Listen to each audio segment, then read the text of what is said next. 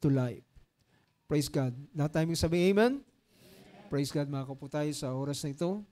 Ang ating Panginoon ang siyang magdagdag ng pagpapala sa mga salitang binasa natin. Sa oras na ito, mga kapatid, ay yayamang mamaya pagkatapos ng ating gawain ay merong baptism tayo.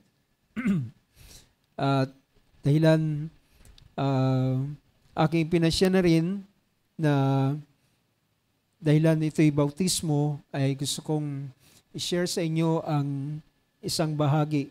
At ito ay may kinalaman sa ang kahalagahan ng bautismo, the importance of baptism. At sa pamamagitan ng ganitong bagay ay pagkatapos ay mamaya ay hindi na rin kami magkakaroon pa ng one-on-one Bible study ng ating kapatid Bar Alan. Nandito na ba siya? Wala pa. So, siguro ay makakarating siya maya-maya. Galing pa siya sa trabaho. So, gayon pa man ay hindi lamang din ito for the sake ng ating kapatid na ibabaptize, kundi ito ay sa kapakanan din naman ng bawat isa sa atin. Dahil ang bautismo, mga kapatid, ito ang pinakapasimulang hakbangin ng isang tao sa paglilingkod sa Panginoon. Ulitin ko, ang bautismo ay ito yung pasimula. So hindi ang bautismo ay hindi pwedeng sabihin ng isang tao na ako'y nabautismohan na at okay na at pwede na akong magliwaliw ng aking buhay dahil na ako'y nabautismohan na. Well, tandaan natin, ang bautismo ay pasimula ng ating paglakad sa pananampalataya. Ito'y pasimula ng ating paglilingkod sa ating Panginoon. Makikita natin yan sa mga talata na maaari nating mabasa mamaya, kagaya ng aklat ng Matthew chapter 28, ito ay pinangusap ng ating Panginoon habang kausap niya ang mga alagad bago niya iwanan ng mga alagad at siya ay pumunta sa umakyat sa sangkalangitan. Ito'y nakasaad sa aklat ng Matthew chapter 28 verse 18. Ito yung panahon ng ating Panginoon ay nakipagkita sa mga alagad doon sa lugar ng Sea of Galilee. Ito yung binili ng ating Panginoon bago ang kanyang kamatayan, ay sabi niya, makikipagkita ako sa inyo sa lugar ng Galilee. So, makikita natin na napakainam na bagay na tiyak ng Panginoon na siya ay magbabangon muli sa mga patay. Tiyak ng ating Panginoon na siya ay mararesurrect dahilan sinabi niya sa isang kapahayagan, sinabi niya sa isang talata sa aklat ng John chapter 10, sabi niya, kusa akong ibinigay ang aking buhay, walang kumuha nito sa akin. Ito'y kusa akong ibinigay at sabi niya, ako'y may kapangyarihang magbigay at ako rin naman ay may kapangyarihang kumuha nito. Ang kapahayagang ito ay tinanggap ko mula sa aking Ama. So meron siya ng ganitong katiyakan ng bagamat siya ay buhay pa at alam niya na siya ay iaalay niya ang kanyang buhay, pero alam niya at meron siyang katiyakan na siya ay babangon sa mga patay. At sabi niya, at ako'y makikipagkita sa inyo. At ang ating Panginoon sa loob ng 40 days na siya ay narito after ng kanyang resurrection, after ng ating Panginoong Hesus ay magbangon sa mga patay, 40 days siyang nakasama ng mga alagad.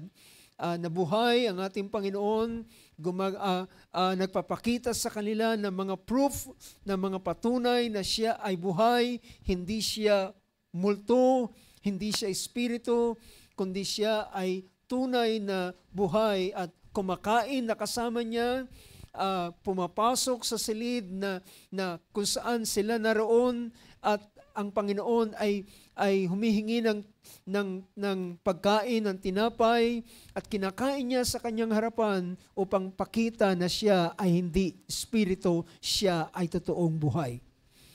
Sabi ng banal na sulatan sa Acts chapter 1, sa maraming mga patunay na ibinigay ng Panginoon para ipakita niya na siya ay buhay, hanggang sa siya ay nagbigay ng mga habilin, at ito'y mababasa natin sa aklat ng Acts chapter 1, o bago ko basahin yung verse ng Matthew mamaya, ay sabi ng Acts chapter 1, sabi rito ng verse na ito, ng chapter 1 verse 2, until the day in which he was taken up, after he, through the Holy Spirit, had given commandments to the apostles. Sabi niya, given commandments to the apostles whom he had chosen. In verse 3, to whom he showed himself alive after his passion by many infallible proofs, being seen of them 40 days, and speaking of the things pertaining to the kingdom of God. So ang ating Panginoon ay nagpakita sa 40 araw at nagpapatunay sa kanila ng mga na siya ay buhay, at siya ay, sabi roon, nangusap siya ng mga bagay na may kinalaman sa kaharian ng Diyos. Siya ay nagbigay ng habilin sa kanila ng mga bagay na may kinalaman sa kaharian ng Diyos. At ito yung isa sa habilin na ibinigay ng ating Panginoon at pangungusap na kanyang ipinahayag. Sa aklat ng Matthew chapter 28, verse 18, kung pwede natin tingnan sa wikang Tagalog, sabi riyan ng verse na yan, at lumapit si Jesus sa kanila at sila'y kanyang kinausap na sinasabi, ang lahat ng kapamahalaan sa langit at sa ibabaw ng lupa ay naibigay na sa akin. Then next verse, dahil dito magsiyaon kayo at gawin ninyong mga alagad ang lahat ng mga bansa na sila'y inyong bautismuhan sa pangalan ng Ama, ng Anak at ng Espiritu Santo. So makikita natin, hindi ko muna itutuloy ang next verse, dahilan ang verse 18 at ang verse 19 na ating binasa ay pagpapakita nito na ito ang unang hakbangin ng isang taong sasampalataya sa ating Panginoon. Nung mga nakaraan na habang nag-uusap kami ni Brother Alan, dahilan siya'y dumaan din sa indoctrination, at meron silang indoctrination na 14 consecutive days kung di magkamali, at minsan ay tumatagal ng 21 days kung di magkamali. At pagkatapos noon, saka pa lamang sila kinakailangang bautismuhan. So, ang sabi ko sa kanya ay hindi kailangan ng tao malaman ang lahat ng bagay bago siya mabautismuhan. Walang ganyang aral sa banal na kasulatan. Dahilan, ang tinatawag na pagtuturo sa kanila, pagtuturo sa mga mananampalataya ay pagkatapos na siya ay mabautismuhan. Dahilan niya ang sinasabi ng verse, kaya yung verse 20 ay pinakita roon, sabi ng sumunod na verse, sabi niya, na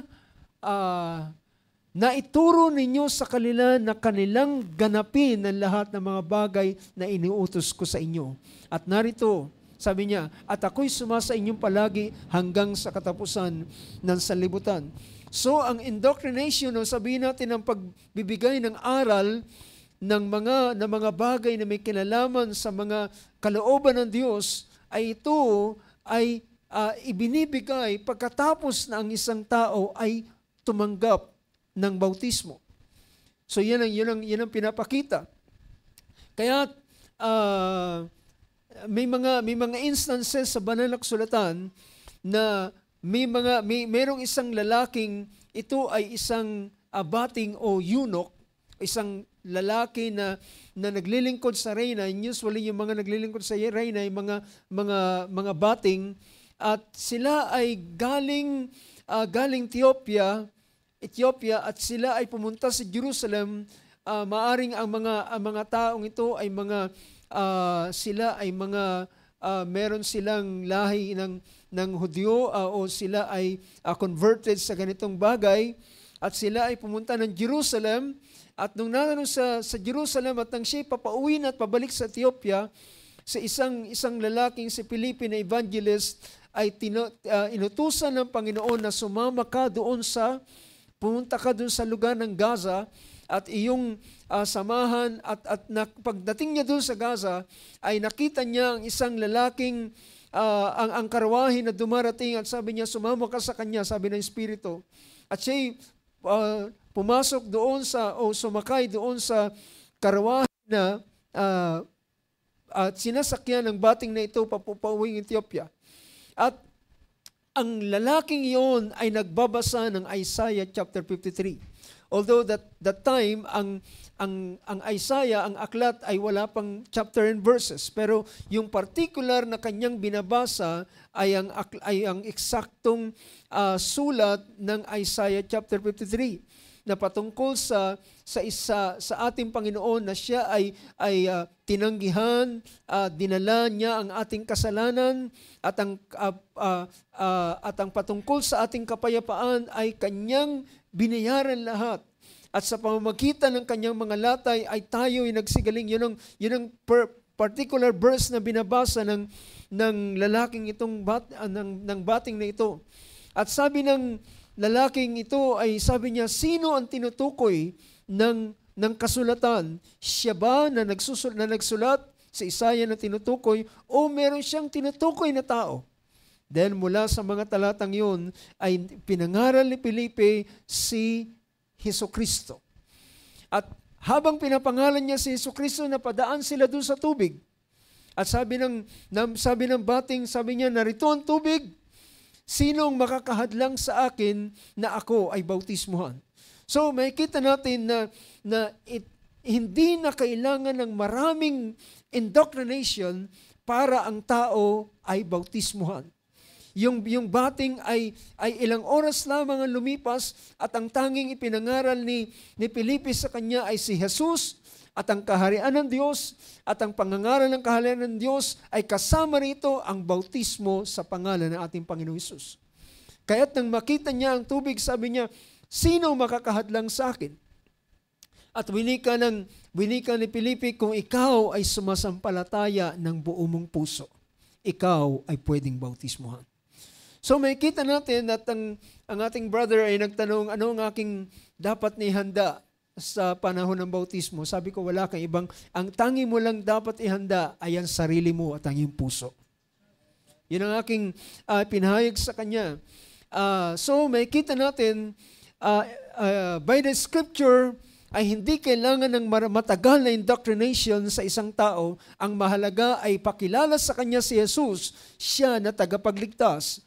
At ang paraan ng pagpasok sa kaligtasan, yung tinatawag na God's provided way ng kaligtasan, ay kapag ang paraang ito na tinatawag na provided way ay nasa aklat ng mga gawa, kabanatang chapter 2 verse 38. So kung mababasa natin yung starting verse 37, sabi ng verse 37, yung mga tao ay nagtanong, nang marinig nga nila ito, ang tinutukoy dito ay ang pangangaral ni Apostol Pedro.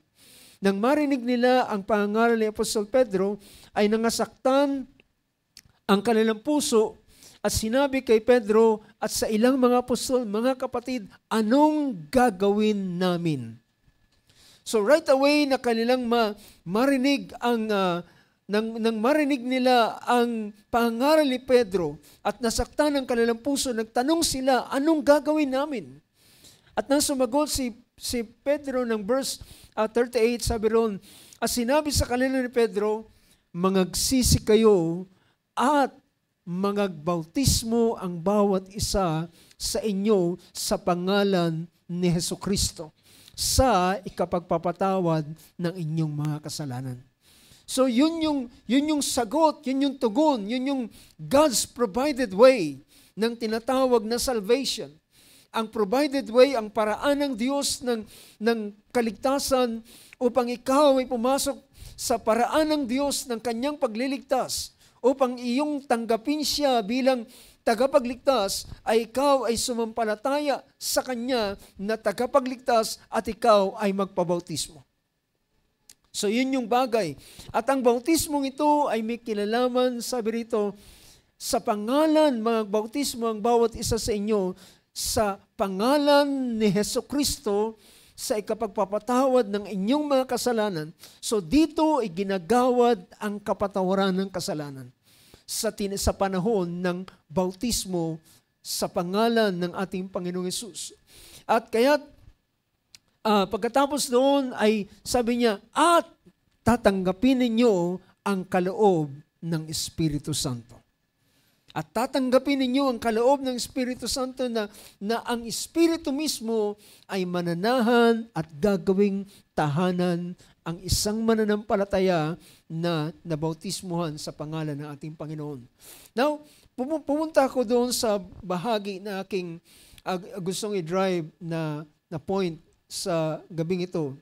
Ginamit ko ang John chapter 5 verse 24. Ang aklat na ito o ang talatang ito ay winika ng ating Panginoong Hesus mismo. At sinabi niya, kung titingnan natin ito sa ang John 5:24 sa wikang Tagalog, sabi niya, katotohanan sinabi ko sa inyo, ang dumirinig ng aking salita at sumasampalataya doon at sumasampalataya sa Kanya na nagsugo sa akin ay may buhay na walang hanggan at hindi mapapasok sa paghatol, kundi lumipat na sa kabuhayan mula sa kamatayan. So makikita natin na bagamat ang verse na ito ay aking napili bilang teksto para pakita natin yung tinatawag na the importance of baptism. Ang kahalagahan ng bautismo at gaano ito kahalaga, mga kapatid. Gaano ito kahalaga. Alam niyo ba na ang bautismo ito ang makakaapekto sa buhay ng isang tao, ng isang mananampalataya. Ito yung makakaapekto sa kanya. Ang bautismo ay may malaking apekto sa kanyang buhay pagkatapos na siya ay mabautismuhan. At ang unang-unang apekto nito sa kanyang buhay ay ang kapatawaran ng kanyang kasalanan. That's the first and foremost na mangyayari sa kanya, at ito ay ang kapatawaran ng kasalanan. Ang kapatawaran ng kasalanan ay kanyang maranasan.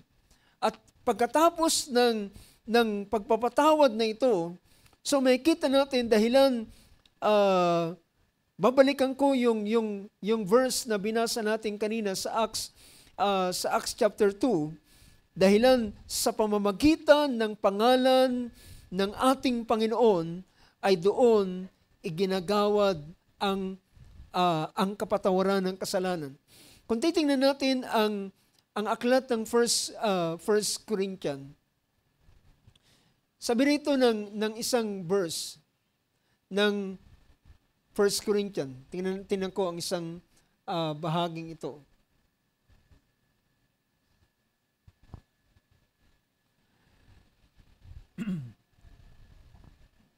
Ang 1 Corinthians chapter 6 ay gusto kong tingnan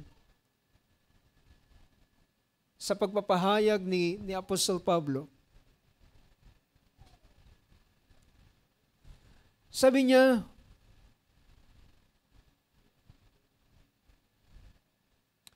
sa verse, tingnan natin ang verse 9. Verse 9 ng chapter 6. Sabi ng sa Tagalog, tingnan natin sa Tagalog. O hindi ba ganinyo nalalaman na ang liko ay hindi magsisipagmana ng kaharian ng Diyos? Tandaan natin, mga kapatid, na ang paraan ng tinatawag na kaligtasan ay ito ay pinakita ng pagpasok sa kaharian ng Diyos. Now, ang pagpasok sa kaharian ng Diyos, mga kapatid, ay hindi ito pinapasok kapag ang tao ay namatay. Kundi ang kaharian ng Diyos ay pinapasok habang siya ay nabubuhay. Yun ang hindi malinaw sa mga tao. Na ang iniisip ng tao, ng ilan sa kanilang konsepto, papasok ang tao sa kaharian ng Diyos kapag siya'y sumakabilang buhay. Well, tandaan natin mga kapatid, ang banal na kasulatan ay nagsasabi, ang sabi ng ating Panginoon, maliban na ang tao ay panganak na maguli, ay hindi niya makikita ang kaharian ng Diyos.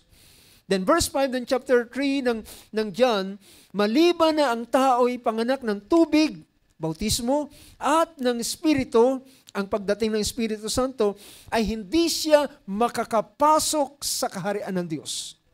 So meaning to say, ang pagpasok sa kaharian ng Diyos ay ito ay sa panahon na ang tao ay nabubuhay pa. Now, tandaan natin mga kapatid, dito sa real na ito, sa mundong ito, ay hindi tayo basta nahulog mula sa langit at bigla na lang bumagsak dito sa lupa. Tayo ay ipinanganak, di ba? Sa pamamagitan ng ating mga magulang. At gayon din naman, para ating pasukin ang kaharian ng Diyos ay kinakailangan ang kapanganakan. That's the way ng pinapakita. So kung babalikan natin yung verse na yan, hindi ba ganinyo nalalaman na ang liko ay hindi magmamana ng kaharian ng Diyos? Ibig sabihin, walang makasalanan na makakapasok sa kaharian ng Diyos. And that's the reason kinakailangan ang bautismo. Dahilan ng bautismo, ang nilalarawan nito ay ang components ng baptism ay tubig.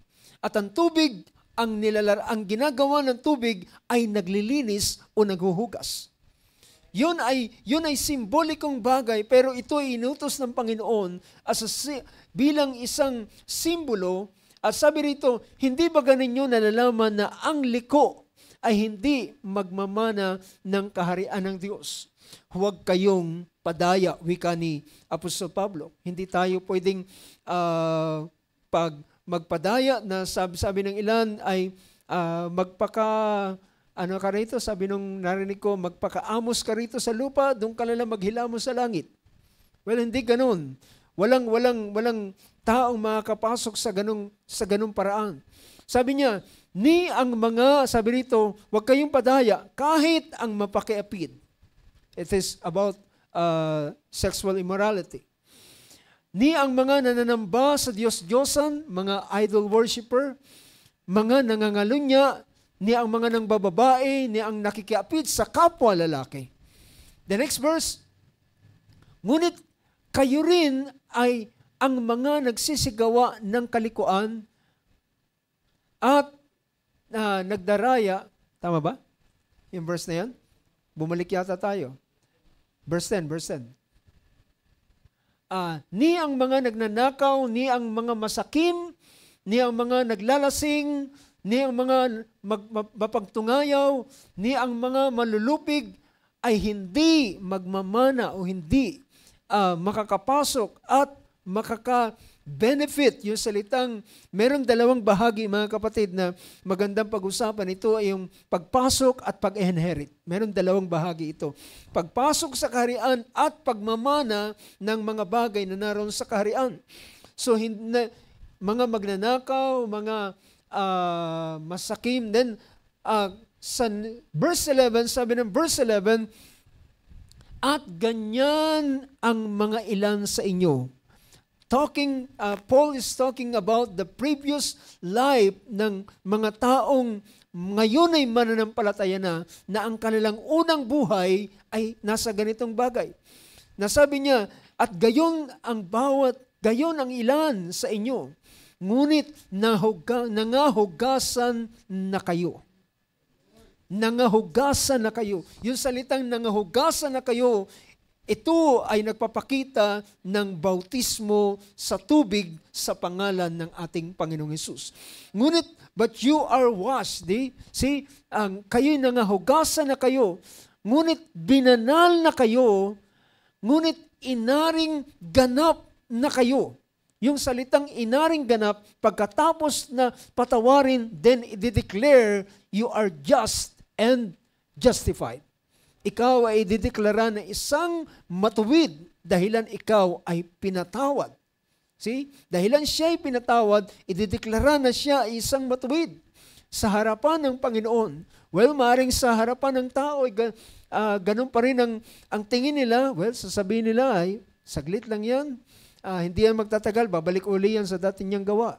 Pero, ipapakita ng kapangyarihan ng Diyos kung paano siya babaguhin ng Panginoon. Sabi nito, na inaring ganap kayo sa pangalan ni Hesukristo. Tandaan natin ito, mga kapatid. Dahilan ang bautismo ay isinasagawa sa pangalan ng ating Panginoon. Bakit kinakailangan ng pangalan? Dahilan naroon sa pangalan ang kapatawaran. Naroon sa pangalan ang kaligtasan. Naroon sa pangalan, nakakabit doon sa pangalang iyon ang authority na ibinigay ng Diyos para ang tao ay mapatawad sa kanyang kasalanan. You were justified, inaring ganap kayo sa pangalan ng Panginoong Hesukristo at sa Espiritu ng Diyos. Well, makikita natin laging magkalakip yung bautismo at Espiritu Santo. Magkalakip ang bagay na yan. So, meron pang isang bagay na magandang tingnan natin. Sa aklat ng 1 John, chapter 2, verse 12 ng 1 John. Sabi ng verse 12 na yan, kayo'y sinusulatan ko, maminti ko mga anak, sapagkat ipinatawad sa inyo ang inyong kasalanan dahil sa kanyang pangalan. Kailan ina-apply yung pangalan? Sa bautismo, sa pangalan ng ating Panginoong Hesus. So makikita natin na ang ilang mga aral sa ating panahon ay at kung kayo rin naman ay minsan ay manonood at sa internet, sa YouTube, sa ilang mga bautismo, makikita ninyo kung paano sila mag-act ng baptism ay ginagamit nila yung sa pangalan ng Ama, ng Anak at ng Espiritu Santo. Well, yun po ay tinatawag na utos o utos ng ating Panginoon. Kung ating pupuntahan ang aklat ng Matthew 28, balikan natin yung verse 19 na binasa natin kanina. Sabi niya, dito dahil dito magsiyahan kayo at gawin ninyong mga alagad at lahat ng mga bansa na sila'y inyong bautismuhan sa pangalan, singular name.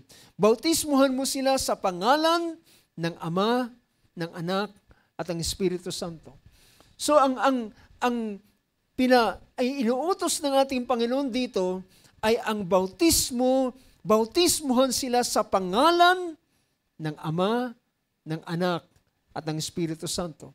Pero ang ginagawa ng mga tao ngayon, binabautismuhan kita sa pangalan ng Ama, ng Anak, at ng Espiritu Santo. Well, ang utos po sa kanila, ang utos ng Panginoon ay bautismuhan sila sa pangalan. Sa pangalan. At ano bang pangalan ng Ama, ng Anak, at ng Espiritu Santo? And that's the reason, pagdating ni Apostol Pedro doon sa Acts chapter 2 verse 38, sabi niya, magsisi kayo at magpabautismo kayo sa pangalan ni Hesukristo sa ikapagpapatawad ng inyong mga kasalanan. Search the scripture, i-search natin ang Book of Acts, wala tayong mababasang isa man na mga mananampalataya na nabautismuhan sa pangalan ng Ama, ng Anak, at ng Espiritu Santo. Mapapagod kayo ng kahanap sa Biblia, pero lahat ng makikita ninyong account ay lahat ay nabautismuhan sa pangalan ng Panginoong Hesukristo.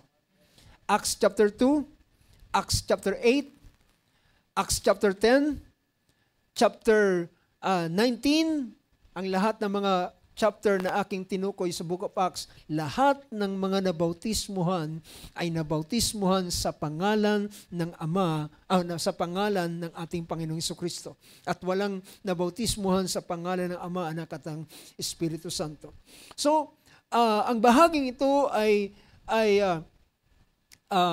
ilang mga pagpapasimula para makita natin ang kahalagahan ng bautismo. So pagkatapos ng isang tao ay mapatawad sa kanilang kasalanan sa bautismo, dahilan dito ibinibigay ang kapatawaran ng kasalanan doon sa tubig, doon sa paghuhugas, ay doon ibinibigay ang kapatawaran. At pagkatapos ng kapatawaran, din ang tao ay i-declared as justified. Siya ay justified sa harapan ng ating Panginoon. So aklat ng Romans chapter 5 ay mababasa natin ang ganitong bagay. Sabi dito ng verse 1 ng chapter 5 ng Book of Romans, sabi na, yaman nga na mga inaring ganap sa pananampalataya. Nang ikaw ay sumampalataya sa Panginoon at nagpabautismo sa pangalan ng ating Panginoon, and then inaring ganap, you are justified. Mayroon tayong kapayapaan sa Diyos sa pamamagitan ng ating Panginoong Hesukristo. Ano ito? Ang tao ngayon ay meron ng good standing in the sight of God. Meron na siyang mabuting katayuan sa harapan ng Diyos. Ano yun? Hindi na siya kaaway. Hindi na siya makasalanan. Hindi na siya, dahilan ang Diyos ay napupuot sa kasalanan. So hindi na siya kaaway, siya ngayon ay meron ng right standing in the sight of God. Tamang katatayuan sa harapan ng Diyos. At ngayon, bilang siya ay merong magandang katatayuan sa harapan ng Diyos, ano ang kanyang makakamtan? Ang 1 Peter chapter 3 verse 21 ay mababasa natin ang ganitong bagay. Tingnan natin ang 1 Peter 3 and 21. Kung tataas natin ang verse 20, ay nangusap si Apostol Pedro patungkol sa panahon ni Noah. Na ng unang panahon ay mga swail, balikan natin ang verse 19 para mas kumpleto yung kaisipan. Na iyan din ang kanyang niyaon at nangaral sa mga espiritong nasa bilangguan. So mga kapatid, ang ating Panginoong Hesus ay nakapako sa krus at nang siya'y namatay ng kanyang, when He gave up the ghost, sabi ng banal na sulatan, naiwan yung katawang yon na naroon na nakabayubay doon sa krus.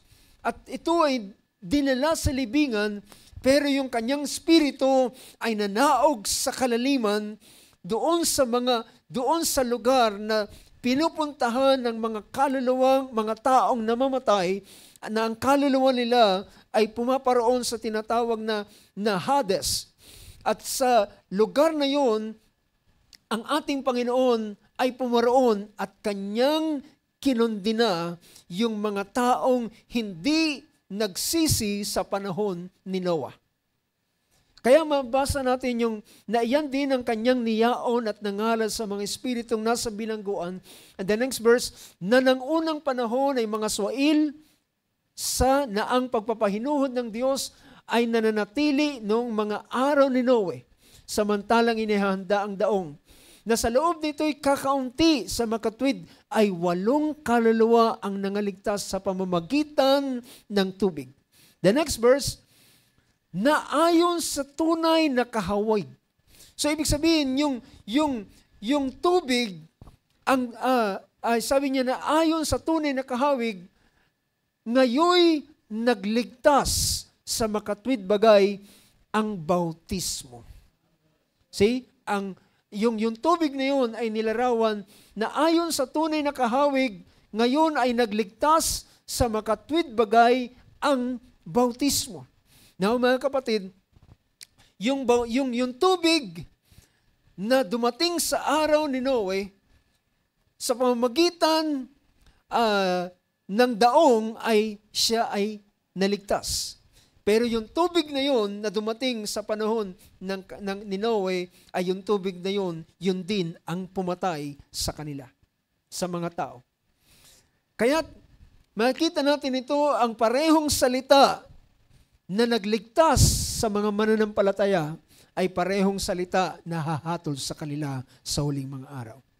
It's the same word.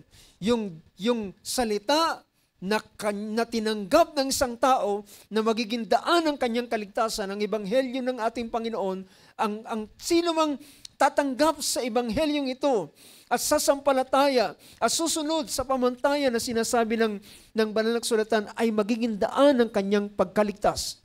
Ngunit ang sino man na tatanggay sa ebanghelyong ito ay yung ebanghelyo rin yun ang magkukondem sa kanya sa araw ng tinatawag na paghukom. Kaya sabi rito, sa makatwid bagay ang bautismo, hindi sa pag-aalis ng karamihan ng laman. Now, ang bautismo ay hindi po ito paliligo para maglinis tayo ng ating katawan. Ginagawa natin yung paliligo para maghugas ng ating katawan, pero ang bautismo ay iba ang ginagawa nito. Ang bautismo ay hindi para mag-alis ng karamihan ng laman, kundi sa paghiling ng isang mabuting budhi sa Diyos. Ang ihahatid sa isang tao na pinatawad, inaring ganap, and then ang kanyang maranasan ay isang malinis na budhi. Na ito yung binabasa natin noong nakaraang Sunday na ang handog ng mga dugo ng hayop, tupa, baka, kambing ay hindi nag-aalis ng kasalanan.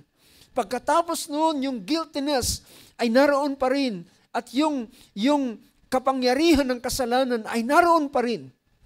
Ngunit ang bautismo, ang pananampalataya sa dugo ng ating Panginoon at ang pagpapabautismo sa kanyang pangalan ay maghahatid sa isang tao ng isang malinis na budhi. Dito maranasan ng isang tao ang isang napakalinis na pakiramdam sa kanyang buhay. Hindi yun pakiramdam sa kanyang katawan, kundi sa pagkataong panloob niya ay merong bagay na nangyari. Dahilan ang budhi ng isang tao. Ang budhi ng isang tao ay isang bahagi ng Diyos na inilagay sa kanya upang ma-check and balance ang kanyang buhay kung siya gumagawa ng tama o mali. So, ang ibibigay nito ay ang paghiling ng isang malinis na budhi sa Diyos sa pamamagitan ng pagkabuhay na mag-uli ni Jesucristo. Now, titingnan natin mga kapatid ang ilang bahagi na gusto kong bigyan ng pansin. Kung itutuloy natin yung verse na binibigyan ko ng pansin kanina, yung verse ng John chapter 5, verse 24. So kung pwede kong i-share ang bahaging ito.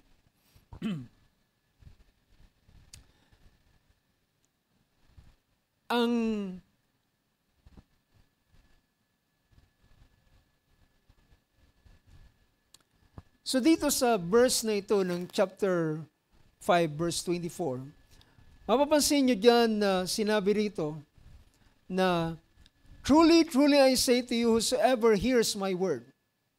So, makikita natin, mahahati natin ang bahaging ito sa ilang bahagi. "Whosoever hears my word and believes him who sent me has eternal life." So, yung unang pinakita ay sabi niya, sino man ang dumirinig ng aking salita at sumampalataya doon sa nagsugo sa akin ay may buhay na walang hanggan. So meron siyang ganitong bagay na una ay maririnig niya ang ebanghelyo o ang salita ng Diyos. At kapag kanyang napakinggan ang ebanghelyo at siya'y sasampalataya, ang sinasabi ng banal na kasulatan ay sabi niya, sino man ang sumampalataya at mabautismuhan ay maliligtas. Datapwat ang hindi sumampalataya ay parurusahan. So, whoever hears my word and believes Him who sent me has eternal life. So, yun yung unang bagay na bibigyan natin ng pansin. So, yung tatlong bahaging ito na aking bibigyan ng pansin ay yung una, sino man ang dumirinig ng kanyang salita. Pangalawa ay ang sumasampalataya sa nagsugo sa akin. At yung pangatlong bahagi rito ay ang pagkakaroon ng buhay na walang hanggan. So, kung tingnan natin ang sumunod na bahagi ng, kung babalikan ko lamang yung chapter 5 ng verse 24. So, bukod doon sa tatlong bahagi na pinakita ron na natalakay na rin natin kanina, na may kinalaman sa pakikinig ng kanyang mga salita, ang aklat ng Ephesians ay nagpakita na sino man ang nakarinig ng ebanghelyo ng kanyang kaligtasan at sumampalataya. Then, sabi, ang sumunod na bahagi rito ay yung salitang, He does not come into judgment. Siya ay hindi na dadaan sa tinatawag na paghatol, but has passed from death to life.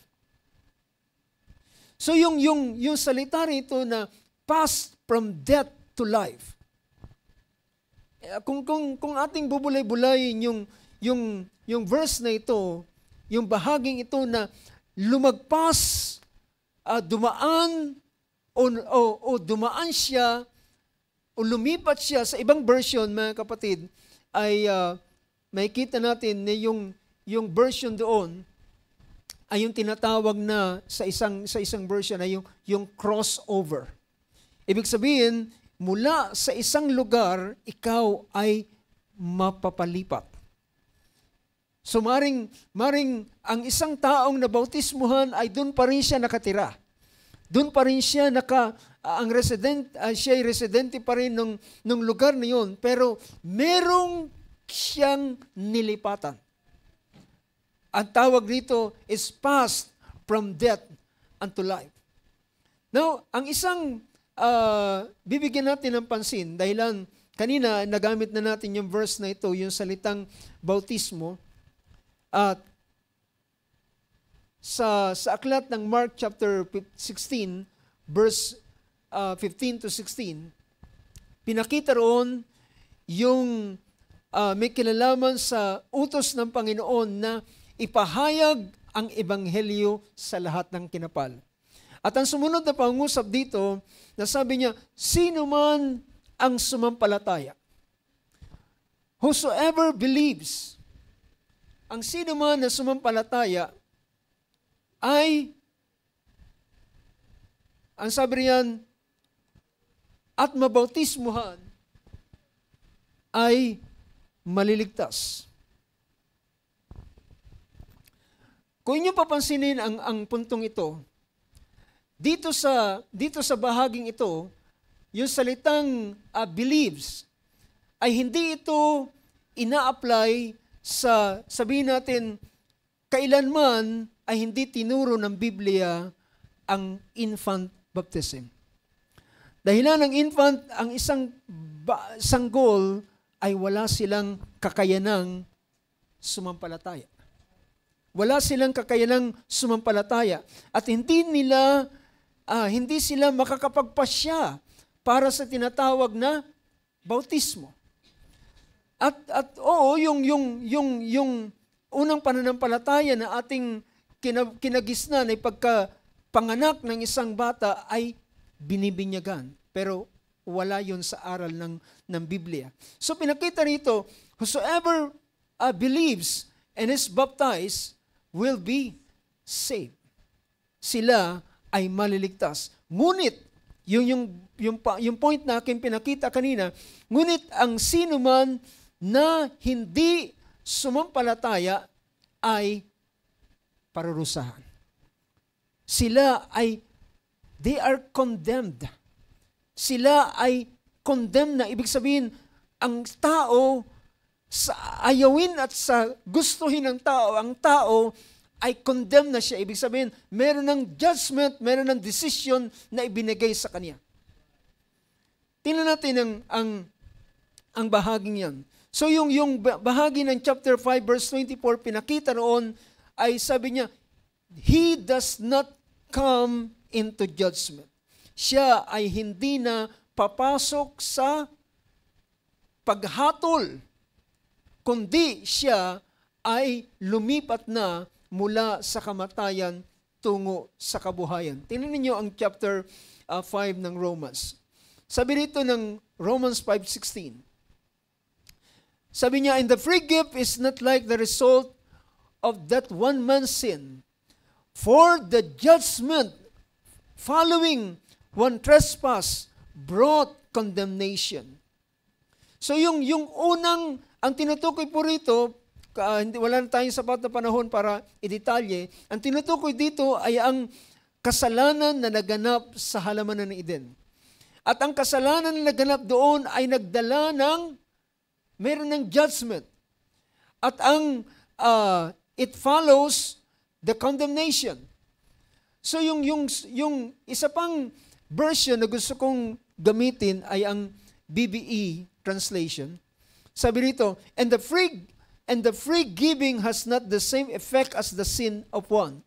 For the effect of one man's sin, yung epekto ng kasalanan ng unang tao ay meron ng tinatawag na punishment by the decision of God. So, ibig sabihin, meron ng hatol ang Diyos. Noon pa man, lahat ng tao ay may hatol na ang Diyos. Gustuhin man niya at ayawin, ang tao ay may hatol na. Ibig sabihin, lahat ng tao ay papunta sa kapahamakan. Whether they like it or not. So that's the reason ang sabi ng John 3:16, for God so loved the world, He gave His only begotten Son, that whosoever believes in Him should not perish. So, ang tanging makakapigil sa tao sa kanyang direksyon papunta sa kamatayan ay ang pananampalataya sa ating Panginoong Jesucristo. You get the point? Diba? Tanging makakapigil sa kanya. So, meron ng punishment. Ang tao, meron ng desisyon ng Diyos para sa kanila. Ngunit, ang kabutihan ng Panginoon, meron siyang libreng bagay na iniaalok at ito'y may kinalaman sa kaligtasan. So kung babalikan natin yung salitang pass from death unto life na pinakita rito. Isa sa verse na sinasabi ko kanina, yung salita dyan na yung salitang pass from death unto life, sa ibang version ay gamit dyan ay but has crossed over from death to life. Ano yung paglalarawan ng crossover? Parang meron kang dagat o kaya ilog na kapag iyong tinawid, ibig sabihin, you cross over. Diba?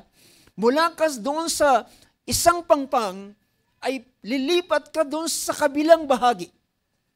So makikita natin yan. Tingnan natin ang 1 Corinthians chapter 10 verse 1 and 2. Sabi rito, so, for I do not want you to be unaware, sabi niya, brothers, that our fathers, ang tinutukoy ay ang Old Testament, our fathers were all under the cloud and all passed through the sea. Alam niyo ba yung tinutukoy dito na sila ay dumaan, they passed, yung salitang passed diyan, ang tinutukoy dito ay yung panahon na ang Israel ay tumawid sa dagat na pula. Nakuha nyo? Nang sila'y tumawid sa dagat na pula, ay ito yung tinutukoy ni Apostol Pablo na sila, they all passed. Sabi niya, pakatandaan natin sa mga kapatid, ng ating mga magulang ay lahat sila'y nasa ilalim ng ulap. Ano yung ulap na yun? Yun yung pillar of cloud na naglilid sa kanila sa araw at sa gabi. Lahat sila ay dumaan sa dagat at sabi niya ng verse 2, and all were baptized.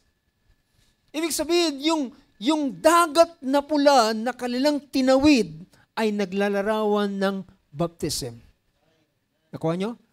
Naglalarawan ng bautismo. And all were baptized into Moses in the cloud and in the sea. So yung cloud na yun, or rather yung dagat na pula, nang sila'y nag-cross over, ay sila'y yung pagtawid nila sa dagat na pula ay paglalarawan ng bautismo. Ano ang kanilang, ang sabihin natin, ang kalalagayan, meron akong gustong ibigay na illustration sa inyo. Kung yung makita ang bahaging ito. No. Merong isang bahagi. So, yung tinatawag na passing the Red Sea. Yung passing the Red Sea ay sila ay naroon sa lugar ng Egypt. So sa lugar ng Egypt ay sila ay nasa ilalim ng, ano tawag dyan? Nasa ilalim sila ng bondage.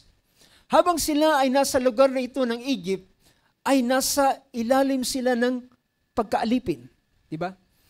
Pero nang sila ay iniligtas ng Panginoon at tinubos o kinuha ng Panginoon at sila ay dumaan dito sa Red Sea ito, kung nyo mapansin. Dumaan sila sa Red Sea, yung Red Sea yan ay naglalarawan ng bautismo. At yung pagtawid nila, they passed from one place to the other. They passed at sila ay mula sa kanilang pagkaalipin, then nang sila'y tumawid sa kabila, sila ay naging malaya. Nakukuha niyo yung punto. So, ito yung isang pinapakita ng tinatawag na bautismo. Ang isang tao na siya ay hindi pa siya tumatanggap sa ating Panginoon, ang taong ito ay under bondage. Sabi ng ating Panginoon, sabi niya, sino mang gumagawa ng kasalanan ay alipin ng kasalanan. Pero, ang sabi ng Panginoon sa bayan ng Israel, ang Egypt na nakikita nyo na ngayon, ay hindi nyo na sila makikita magpakailan, kailan pa man. What happened? Doon sa Red Sea, doon pinatay ng Panginoon ang mga ngabayo at karawahe, o mga ngabayo ni Paraon. At yung pagtawid nila sa Red Sea ay inilintulad ng ating ni Apostol Pablo sa tinatawag na bautismo at sila ay nakapunta sa kabilang bahagi. At dito sa lugar na ito ay malaya na sila mula sa kapangyarihan ng Egypt. Kundi sila ngayon, bagamat sila ay nasa on the way pa rin ng kanilang paglalakbay dito sa wilderness, pero silang lahat ay malaya na. So they passed from death unto life. They passed from bondage to freedom sa pamamagitan ng bautismo. So, balikan natin yung bahaging ito. So, yung sumunod na bahagi ay ang bautismo ay naglalarawan din naman sa tinatawag na yung tinitingnan natin kanina ay death and resurrection. Isa rin sa nilalarawan ng bahaging ito ng bautismo ay kamatayan at pagkabuhay na maguli. Now, tingnan natin ang verse. Chapter 6 ng Book of Romans, verse 1 and 2. Sabi rito, what shall we say then? Are we to continue in sin that grace may abound? By no means. Sabi niya, anong sasabihin natin? Wika ni Apostol Pablo. Magpapatuloy baga tayo sa kasalanan para ang biyaya ay sumagana? Sabi niya, wag namang mangyari. Paano tayo napatay na sa kasalanan ay mabubuhay pa roon? So yun yung tanong ni Apostol Pablo. How can we who died to sin still live in it? So ang larawan po ng bautismo ay kamatayan. Ang larawan ng bautismo ay kamatayan. Kaya kapag ang isang tao ay namatay, di ba? Sabi pa nga nila, dati yung taong yon ay kasama nila sa madyungan. Nung namatay na, wala na, bakante na yung upuan niya doon. Diba? Kasama sa inuman, nung namatay, wala na siya doon sa pwestong yun. Kaya sabi ni Apostol Pablo, paano pa siyang mabubuhay sa kasalanan, yamang siya'y namatay na? Ang sumunod na talata sa verse 3, tingnan niyo yung bahaging yan. Do you not know that all of us, diba? Siguro naman lahat dito ay karamihan sa atin ay nabautismuhan. Pero merong ilan pa na hindi nababautismuhan at merong babautismuhan sa gabing ito. Do you not know that all of us, tayong lahat, sabi rito, all of us who have been baptized into Christ Jesus were baptized into His death. Sino man na nabautismuhan kay Kristo ay nabautismuhan sa kanyang kamatayan. So yung bautismo, ang nilalarawan nito ay kamatayan. At meron pang isang bahagi dito sa verse 4, sabi rito, we were buried. Ano yun? Nilibing. Tayo ay nilibing na ano? Kasama niya. With Him. See? Buried with Him. By baptism into death. In order, sabi niya, tayo ay nangalibing din naman na kasama niya. Kalakip niya. So mamaya meron isang bahagi na pupuntahan pa tayo. Buried therefore with Him, inilibing na kasama niya sa bautismo sa kamatayan. See, yung mga naranasan ng ating Panginoon ay kailangan mong maranasan at ito ay pribilehiyo na kanyang ibinigay upang ito ay maranasan.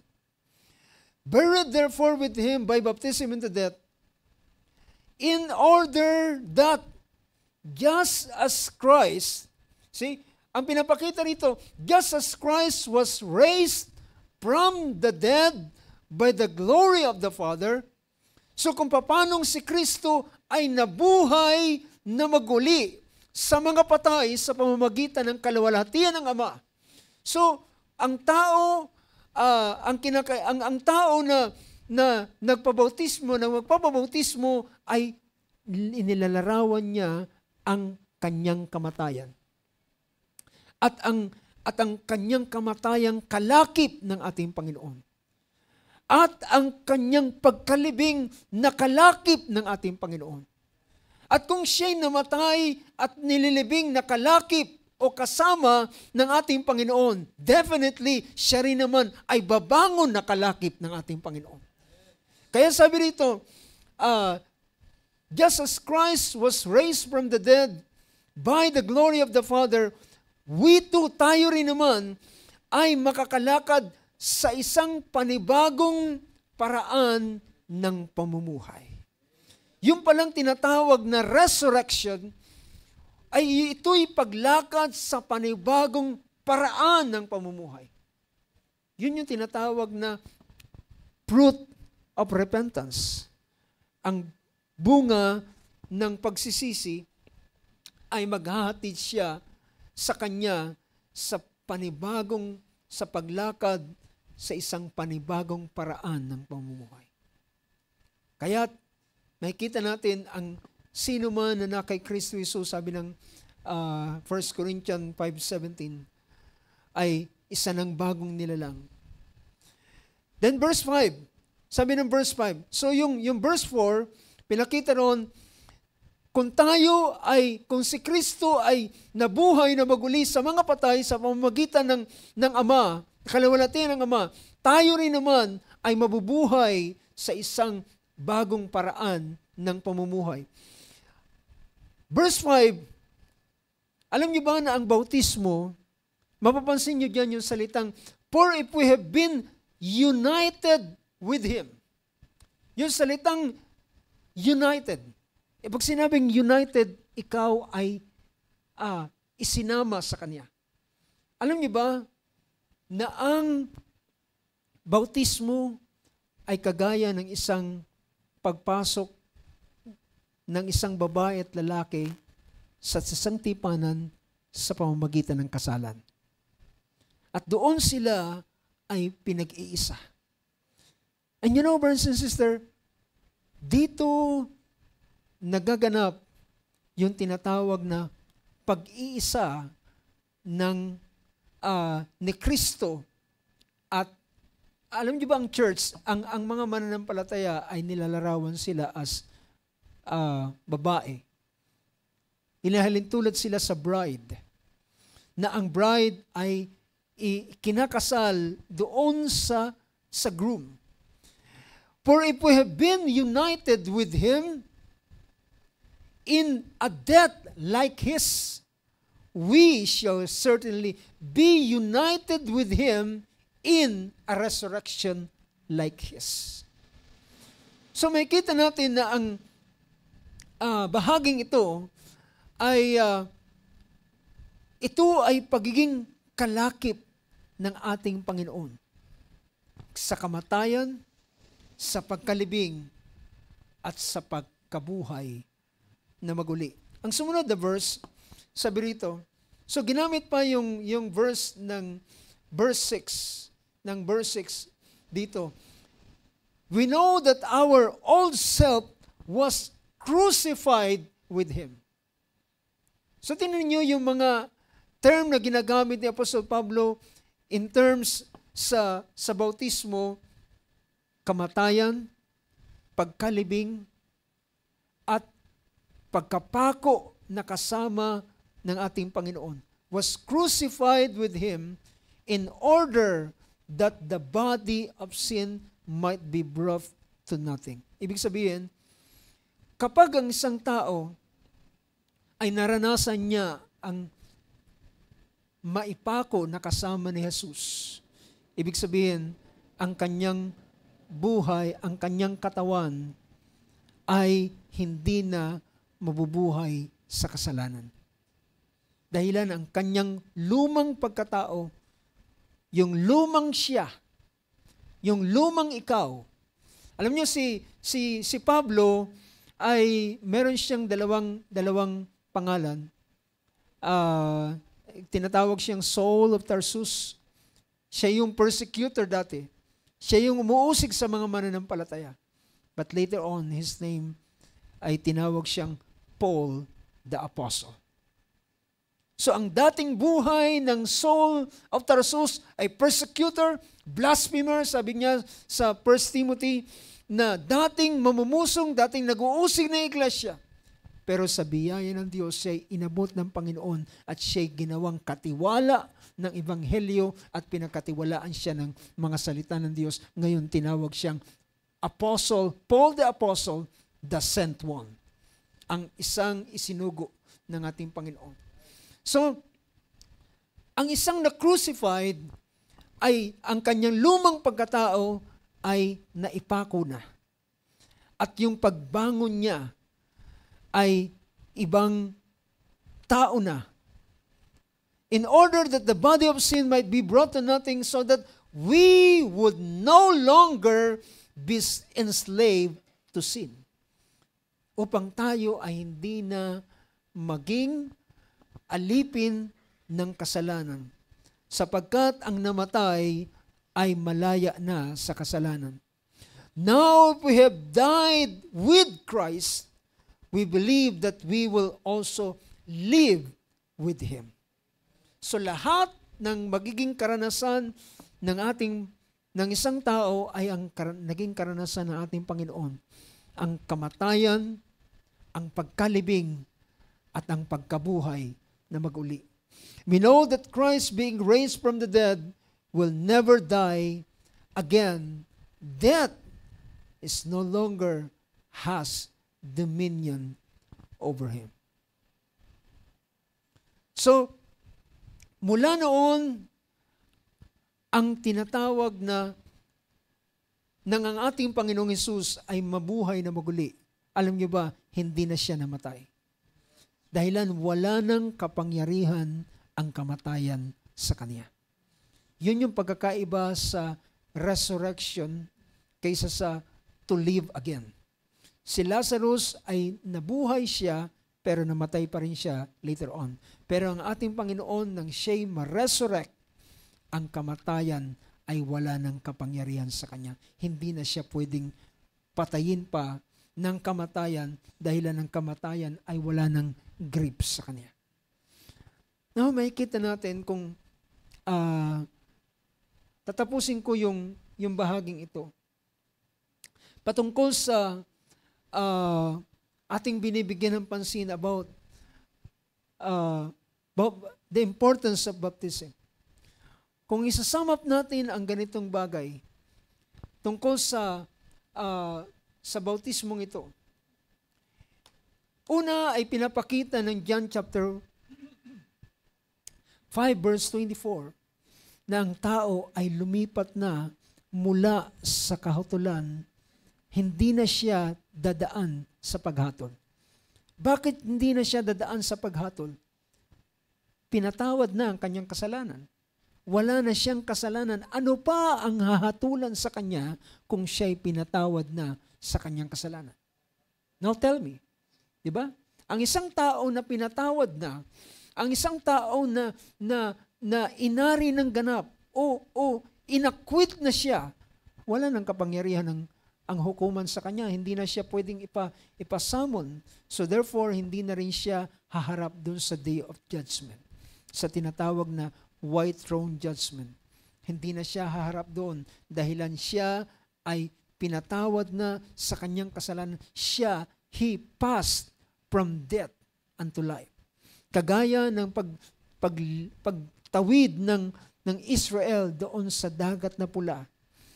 Ang mga Ehipsyo dati na mayroong kapangyarihan sa kanila as their taskmaster ay hindi na pwede silang pahirapan pa sapagkat nakatawid na sila sa kabila. Ganon din po ang nilalarawan ng isang tinatawag na nakaranas ng bautismo. Siya ay tumawid na. At siya rin naman ay ang bautismo ay naglalarawan ng kamatayan, pagkalibing, at yan ang dahilan kung bakit ang tao ay binabautismuhan at si John the Baptist ay nagbabaptize doon sa Ainon, kung na magkamali, dahilan doon ay maraming tubig. Doon sa lugar na yun ay maraming tubig.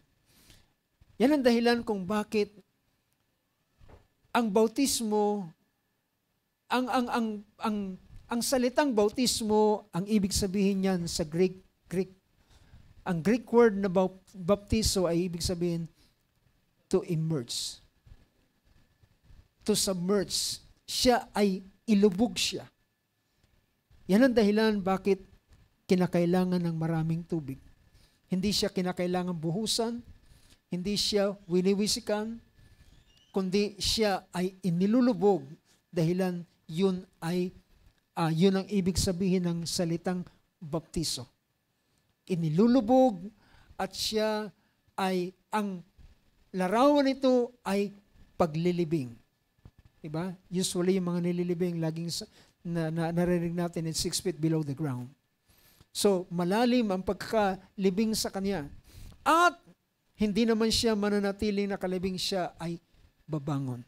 At ang pagbangon niya ay paglalarawan ng resurrection, na siya ay hindi na mabubuhay sa kanyang dating paraan ng pamumuhay. Now, ang huling bahagi na aking gustong bigyan ng pansin, at I hope kahit tayo man ay nabautismuhan, ay ang pinakamahalaga ay alam natin kung ano yung bagay na ating pinasok. At alam natin kung ano yung karanasan na ating maranasan. At ano yung benepisyo nito, ano yung idudulot nito sa isang mananampala, sa isang tao. Now, tandaan natin, kanina ginagamit ko yung Acts chapter 2, kung pwede nating i-display uli yung Acts chapter 2. Dahilan pagkatapos ng tinatawag na bautismo, ang isang pinakamahalagang bagay na kanyang tatanggapin ay yung tinatawag na Espiritu Santo. Ang Espiritu Santo ay tinawag ito ng Book of John. Sa Book of John chapter 14 ay sabi rito,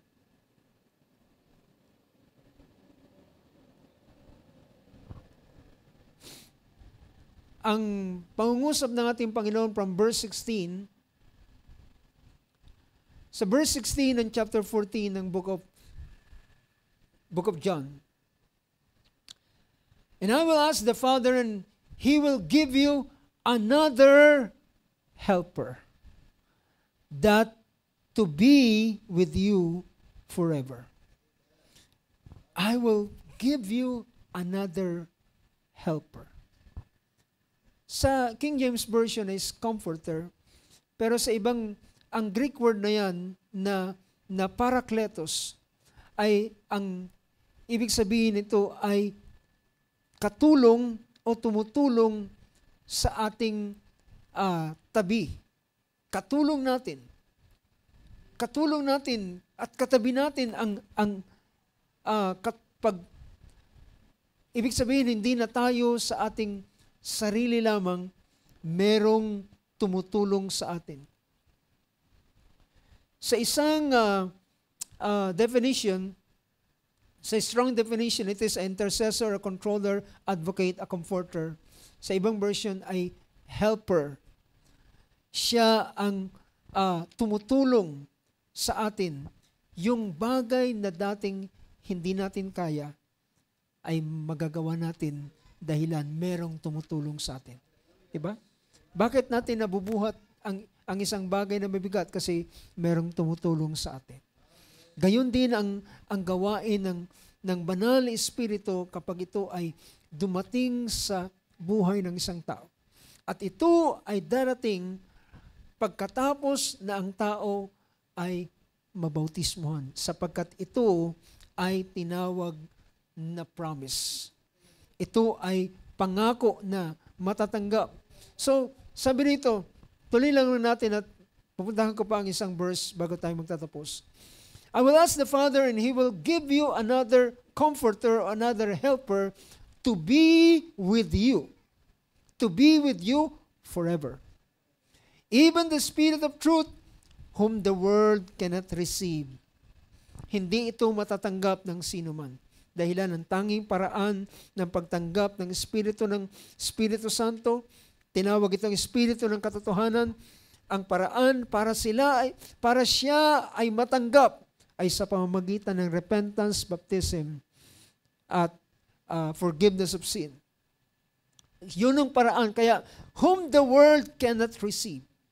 Hindi ito pwedeng tanggapin ng sino man tao sa sanlibutan, maliban na kanilang daanan yung paraan na sinabi ng ating Panginoon, because it neither sees him nor knows him. You know him, for he dwells with you and will be in you. Ang Espiritu Santo ay walang iba kundi ang ating Panginoong Hesus sa anyo ng Espiritu. And I will not leave you as orphans, I will come to you. Diniscuss na natin yung ng mga nakakaraan ang patungkol sa bagay na ito. Now, tingnan natin ang aklat ng Acts chapter 2 verse 38 and verse 39. Next verse ng verse 39, sabi ng Acts 2:39, sabi rito,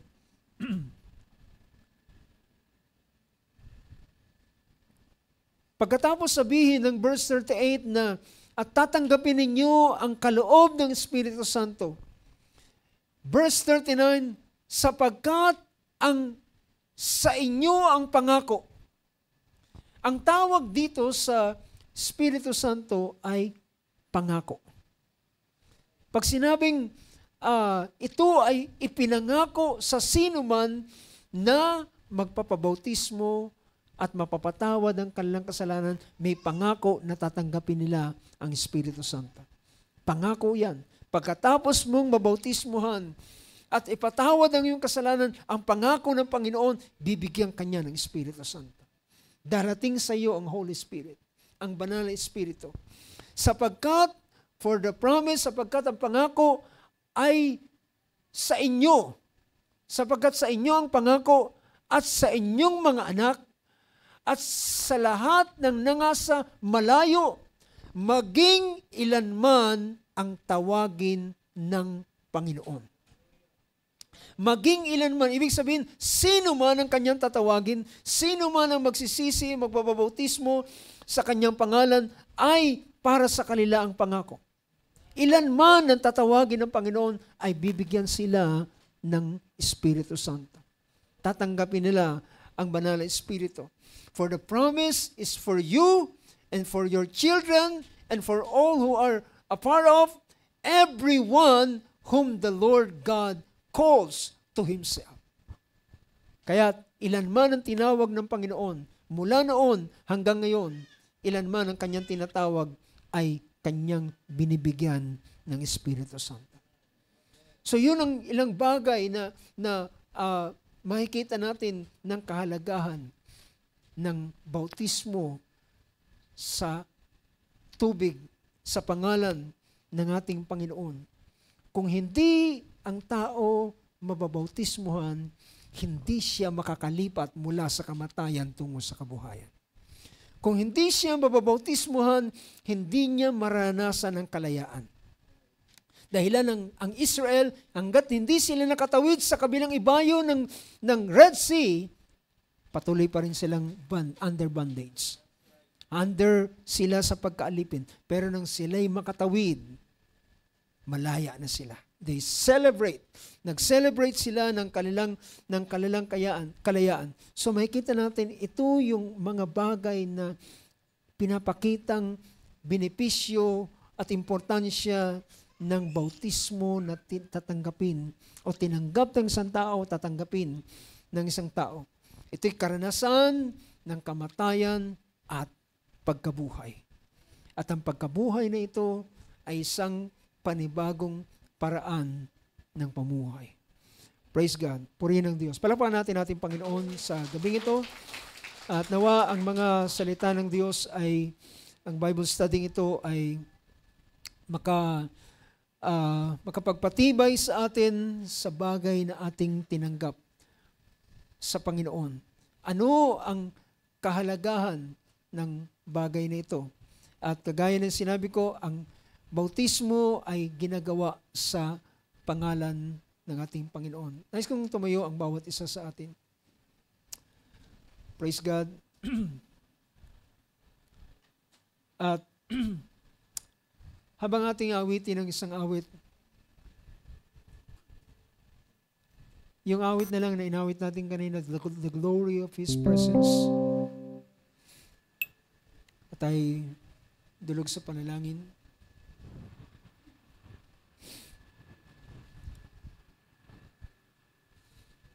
glory of His presence.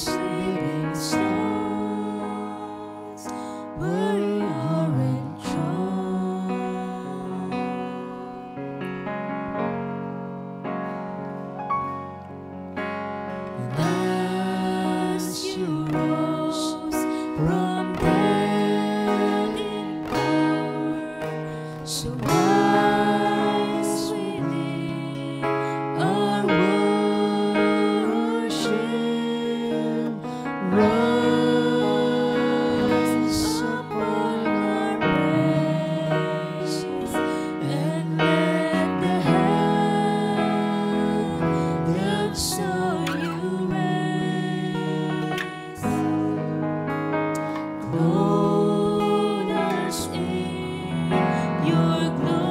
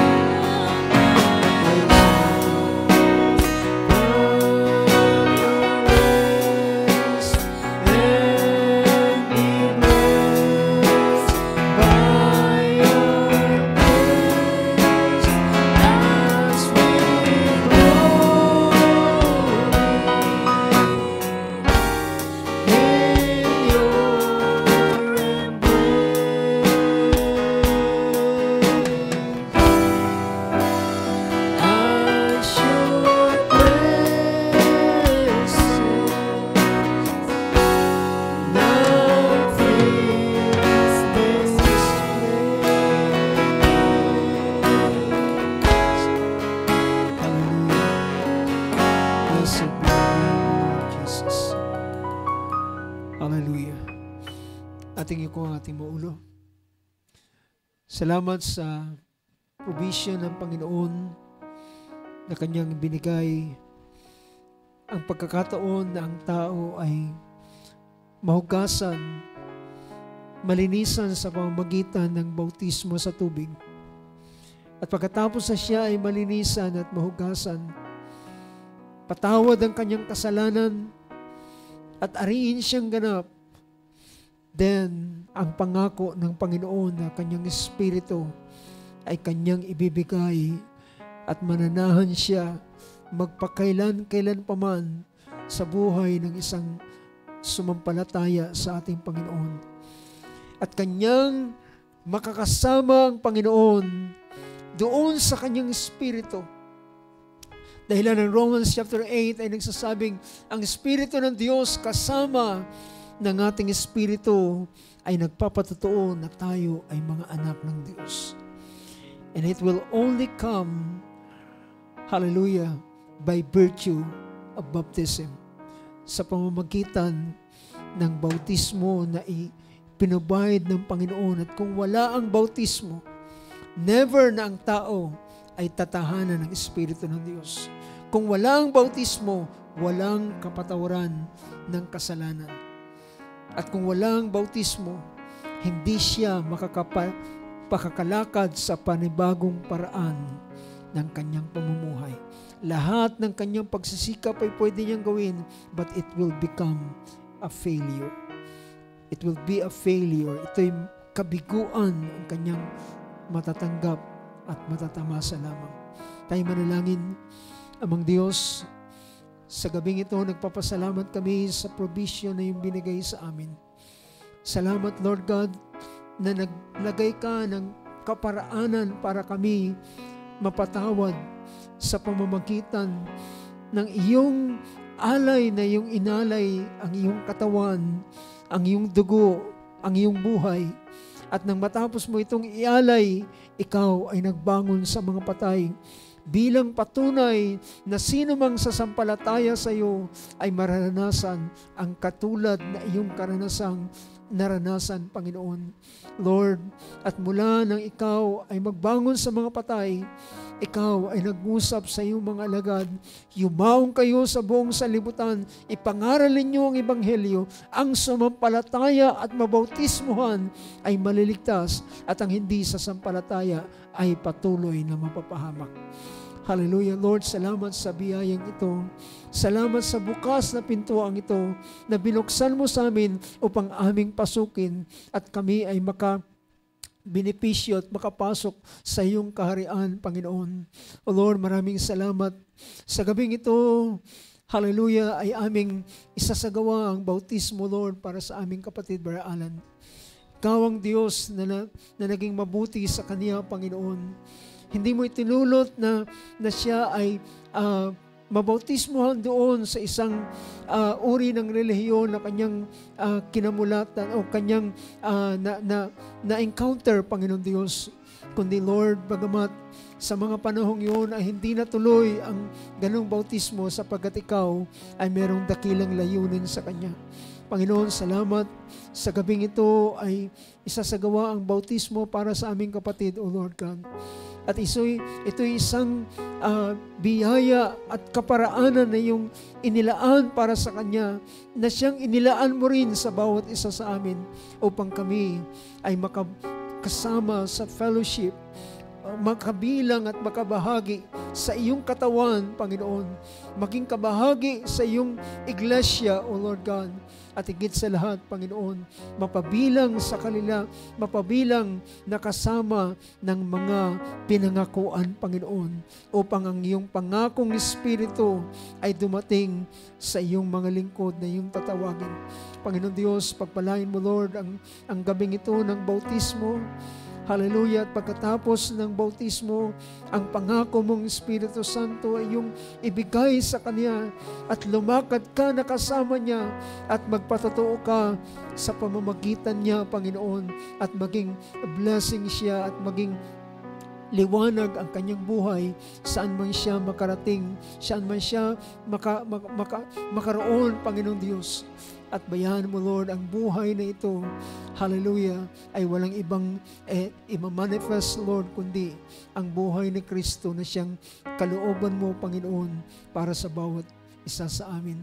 Lord God, kalakip ng mga kapatiran na narito na nabautismohan na at lumakip na sa bautismo sa iyo at naging kaisa mo, naging kagaya ng isang babae at lalaki na ikinasal, Panginoon, hallelujah, sa pag-iisang dibdib, ay gayon mo ginawa, Panginoon, sa bawat isa amin. Tunay nga, O Diyos, na merong invisible union na nagaganap sa pagitan ni Kristo at ng mga mananampalataya. At ang invisible union na yan ay nagaganap sa aming panahon. Sino man ang dinaratnan ng iyong Espiritu, sila ay nilalakip mo, Panginoon. At iyong pinag-iisa na kasama mo, na unite na kasama mo.